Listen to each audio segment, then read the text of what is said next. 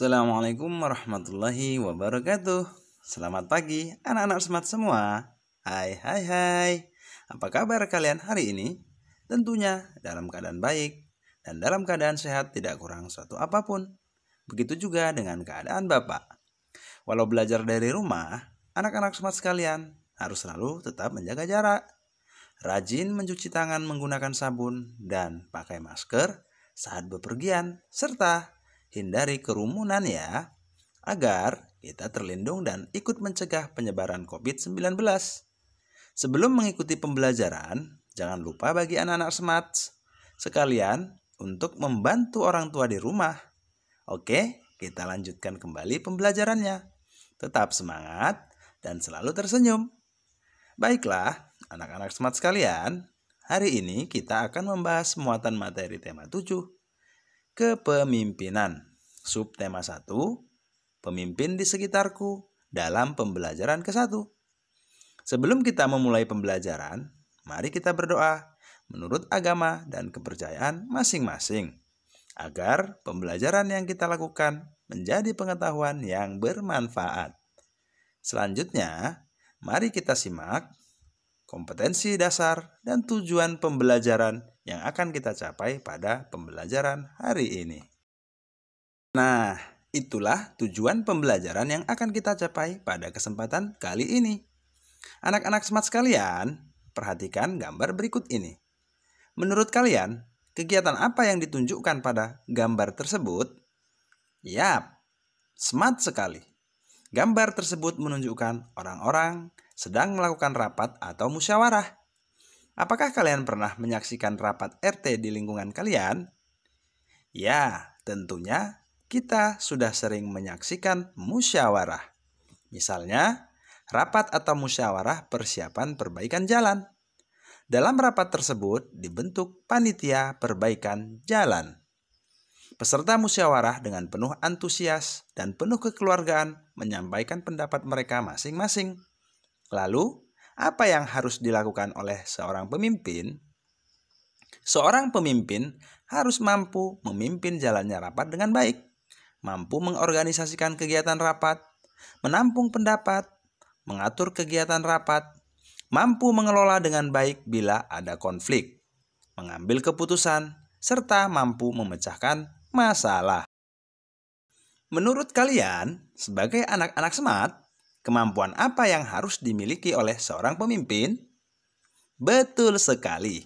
Seorang pemimpin harus mampu mengorganisasikan anggota, memiliki kemampuan manajerial atau pengaturan, kemampuan memecahkan masalah atau problem solving, dan mampu mempersatukan anggota.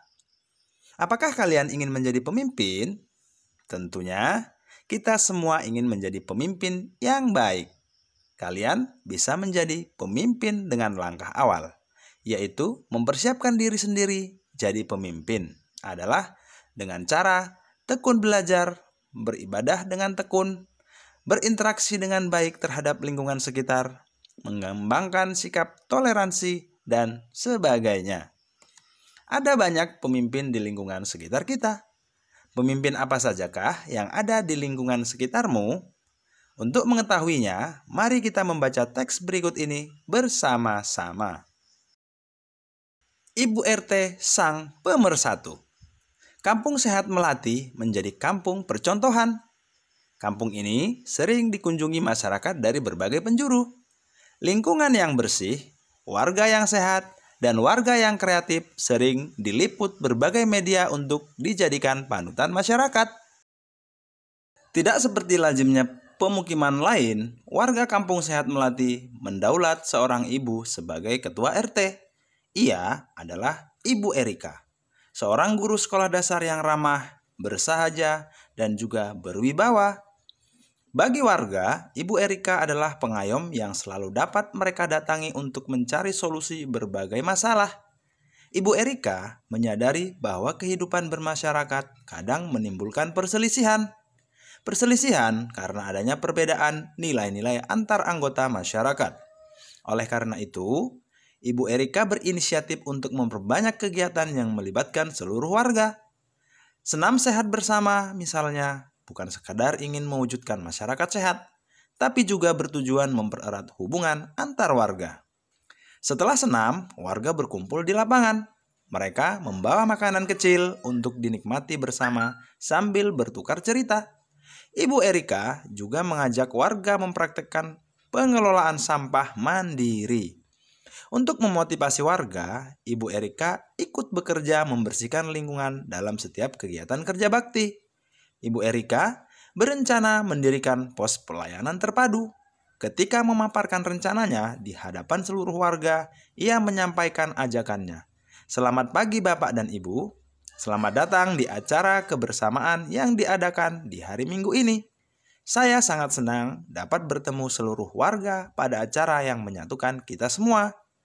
Bapak dan Ibu, pada kesempatan ini saya ingin menyampaikan pentingnya kebersamaan untuk kesejahteraan warga.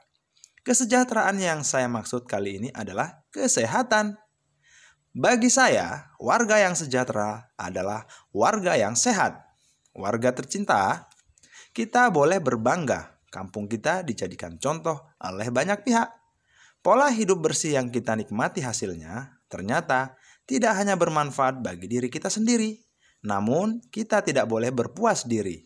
Masih banyak hal yang harus kita kembangkan bersama untuk menjadi lebih baik, lebih sehat, dan lebih sejahtera.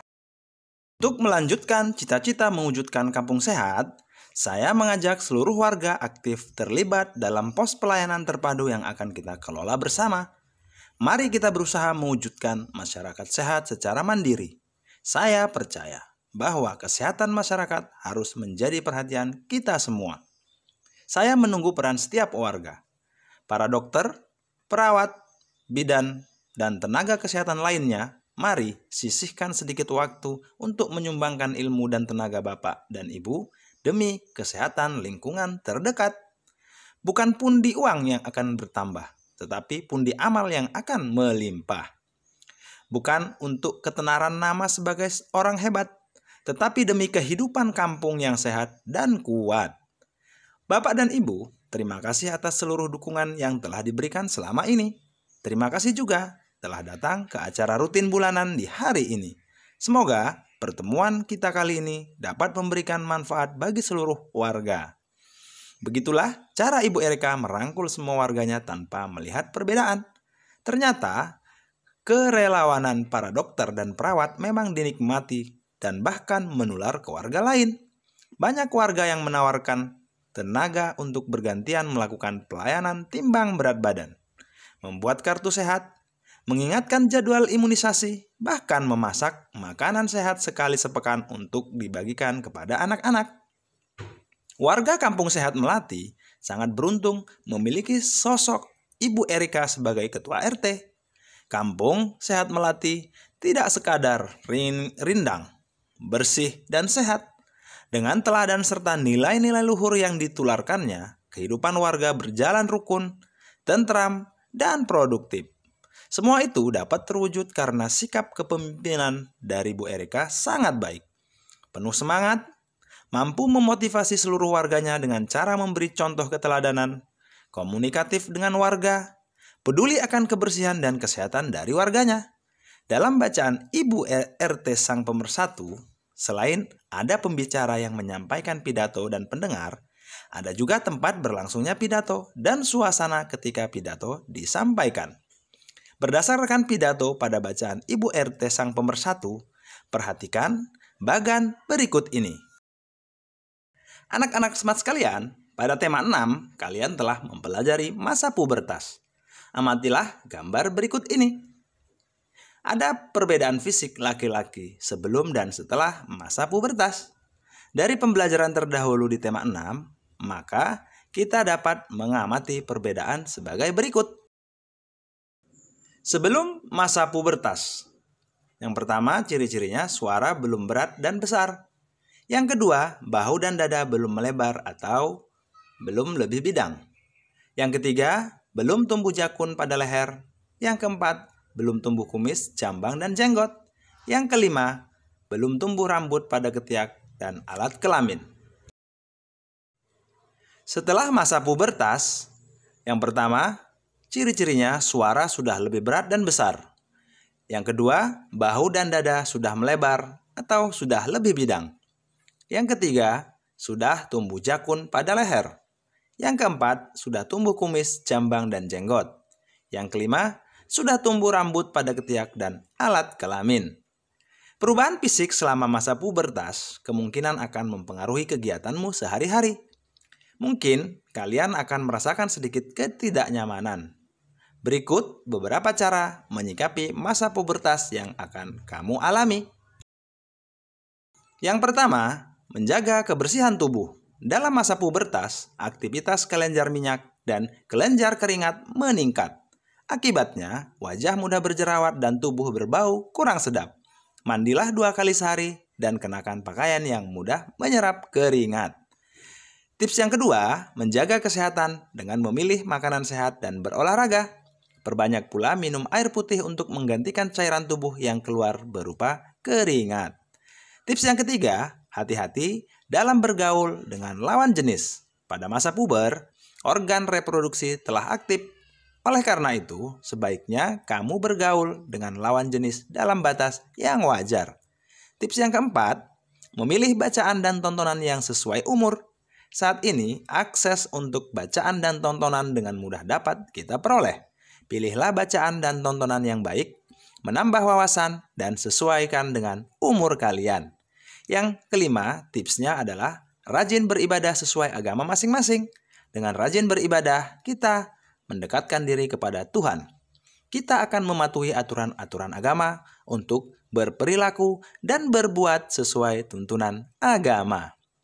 Selanjutnya, buatlah kreasi kalian dalam bentuk poster atau buklet sederhana yang isinya berupa perilaku dan kebiasaan positif yang harus dilakukan oleh siswa dalam menyikapi masa pubertas. Dan dalam bentuk sebuah tulisan yang singkat dan didukung oleh gambar-gambar yang sesuai. Seperti contoh-contoh berikut ini. Baiklah, anak-anak smart sekalian, hari ini kalian sudah belajar banyak hal. Antara lain tentang menyebutkan pembicara dan pendengar pidato dengan benar, serta menjelaskan tempat dan suasana pidato, lalu menyusun konsep urutan isi pidato. Selanjutnya, menyebutkan perbedaan ciri laki-laki dan perempuan setelah masa pubertas, serta membuat rencana karya poster untuk menyikapi ciri-ciri pubertas yang dialami. Semoga materi yang Bapak berikan menjadi pengetahuan yang bermanfaat bagi kalian. Tetap belajar, selalu jaga kesehatan, dan jangan lupa selalu beribadah dan berdoa, serta patuh dan taat terhadap kedua orang tua. Karena ridho dan restu orang tua akan selalu mengantarkan kita pada keberhasilan dan kesuksesan. Sampai jumpa pada video pembelajaran berikutnya. Akhir kata, billahi taufik wal hidayah. Wassalamualaikum warahmatullahi wabarakatuh.